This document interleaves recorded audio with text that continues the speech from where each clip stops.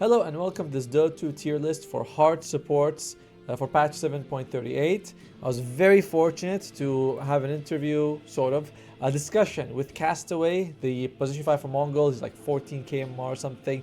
And we have that video, like the whole thing is in the link down below. It's a much longer video, but I know some people don't have like 80 minutes to look at, these tier lists, and they kind of want like a quick thing for them to understand. So we're going to go to here where we do sort of a very quick summary of why these heroes are in each tier list. So starting at the bottom, we have the D tier. These are heroes that are in general not really good. This is mainly a very high, sort of like high MMR pro level of supports. Now, a lot of these heroes, their problem is that they're generally not very good at any one aspect of the game, Like, Omnite, he's pretty good defending people, kind of, but his laning phase is weak, his teamfight contribution is nothing, he can't farm, and this is generally a theme with all these heroes. They're not very good at farming, they're not great at trading, they're kind of like meh. If you're winning, they feel good, like Oracle and Disruptor are great when you're winning, but when you're losing, they don't. Skywrath Mage is like good against those spirit mids, but all of them are going Sanjin Yash and Mage Slayer, then he really falls off. And in general, he just does magic damage in silence. It's not even a disable. So these heroes are all just like better avoided. We have the C tier. These are heroes who tend to be actually kind of good at something in the game, but not the best and pretty lacking in other stuff. I don't agree with every hero in every tier list, but I generally agree with how it is. Like, for example, Dawnbreaker, she's kind of good in the lane. She has that global presence, but you are a melee hero. Her harass is kind of like half-half when you're up against double range.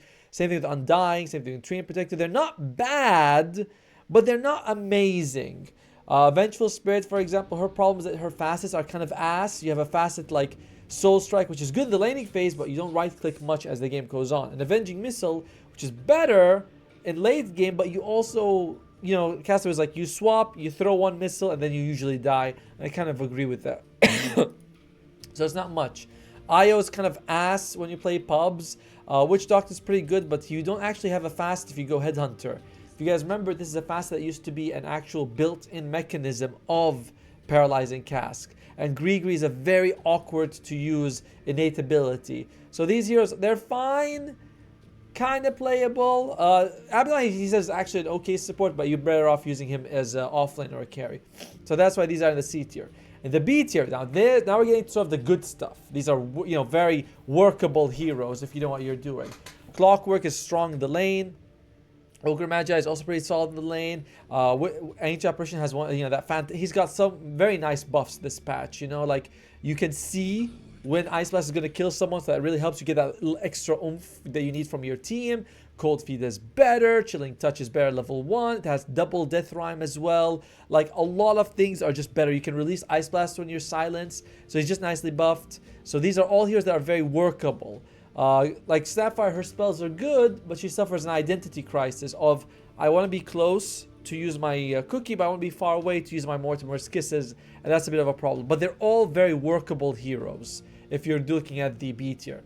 Now the A tier, we're looking at some of the best of the best heroes, right? Well, not the best of the best, but the best of the rest. Let's go with that. Tusk is the only melee hero who's above B tier, by the way. If you're looking at melee heroes, why? Because Tusk can snowball in. Even it doesn't matter if you're up against 2 range, 2 melee. Trading is very hard. Later on, he can save people with a snowball. BKB piercing ultimate. Farming is alright. So he's always good. His stat growth is amazing. Like, what's his stat growth? Like 3.9 strength is insane. Enchantress, slightly worse person than Chen. Version of Chen, sorry. She used to be better, but you did lose the impetus double damage to creeps. So what you used to do would be able to like sproink and farm very quickly. You don't do that anymore. Rabble Rouse is a bit better, but it's also like a meh-ish innate ability. And Spellbound is better, but a lot of people like the other facet for the healing. Pugna is better for the heal. Shadow Demon, yes, he doesn't get the double charges, but he's still Shadow Demon. He's still good, but he has been nerfed. He feels like he was sort of A+, S-, but now he's definitely A. Silencer's a lot better because he got Last Word back, which is a great ability. In the lane, level 3, you hit 2 points of Arcane Curse, 1 point in Last Word. Throw Blood Grade, like 600 damage. Very powerful, the laning phase, and Global Silence is always good. Winter Wyvern got Recursive, which is amazing for her as a facet. Her innate is also good because shrines aren't taken as much. And in general, a lot of these heroes are pretty decent farming. Like Silencer, not so much, but They're either very good in the laning stage, good team fight, solid farming, and solid scaling as well. Like they all have something, like a bunch of these going for them.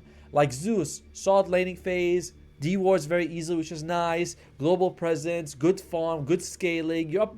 And I've noticed this patch, people don't buy pipe as much. I don't know if it's because we're new to the patch or people don't like it as much, but like we don't buy pipe as much. These three are slightly confusing. Veno is more of a jungler Veno. If you go for the plague carrier jungle, you can get level 6 in like 6 minutes. You can farm. Sorry, I'm for the breathing. I'm sure it's annoying. I'm sure, like you can do, you can get that fast mech, fast drums, help your team out. Ringmaster, we're kind of figuring him out. And Mirana, just because of her facet changes that she got. Ow, and I got a lot actually. Firstly, you get that extra damage just from Moonlight Shadow just for free. Leap is now kind of better because you can always right click a little bit, so you can use Starstruck early, then you right click with Leap Shards. Nice. Your stats are better as well, like just overall buffed. Now we're going to the S tier. These are the best of the best. These are here that we're seeing a lot in the competitive scene. We are seeing a lot of them. So Phoenix, even though Phoenix was somewhat nerfed in a way, like you get less damage per level up.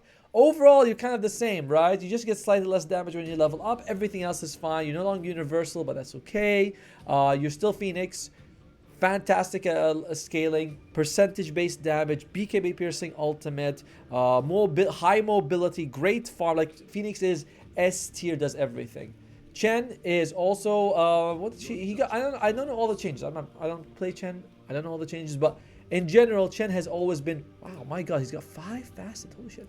Anyway, Chen is always really good in pub scenes and like for that fast push. You're playing Chen, you get a couple of auras, you get a few aura creeps as well. You're mowing down buildings and taking map control. He's very good at exerting pressure to make sure teams get that 15-minute tormentor. So he's fantastic. Crystal Maiden, why she's S tier is because of Glacial Guard. Very nice for you. Firstly, the Crystal Nova is huge.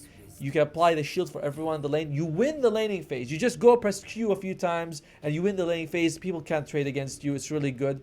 Your Blue Heart is a bit weaker level 1, but gets much better later on. So there's a lot of value for her. And she also get like kind of a free talent. Remember at level 10, if you were like you got the talent for free. The level 10 talent is given to you for free in Glacial Guard and you get the barrier. So you got a talent and a new new facet. Jakiro, there's one hero who has risen to the top this patch as a support is Jakiro because of Icebreaker. Castaway was like, it's actually a good farming tool. I didn't even think about it as a farming tool. I was like, oh shit, what a great team fight. But yeah, amazing. You maxed out. You go like 1-4-1 these days with Icebreaker maxed out by level 7. Fantastic damage, great control, 6 seconds. By the way, it turns Ice Path duration from 3 to 6 at level 1, which is a big deal. You also get the choice of Liquid Fire and Liquid Frost together. So I'm hitting buildings, Liquid Fire. I'm hitting heroes and I can trade a bit. I'm doing Liquid Frost, which is super good. The shard is amazing because you get the double hit. Before, I don't know what his old shard was, but I don't remember it being that good. So overall, it's just a really good Jakiro patch. Warlock, Shadow Word, he got actually 3 damage. For pros, like Castaway, they're like the 3 damage helps you trade so much better. I find that very interesting. Yeah, so he trades a little bit better, and he's got good spells. The Fatal Bond and Shadow Word are fantastic. You just max it out. He's like, I don't care about the upheaval nerf because it doesn't matter. You max out Fatal Bond. Shadow Word is this AoE aura ability that is insane, and of course you can take Black Grimoire and level up very quickly if you fall behind.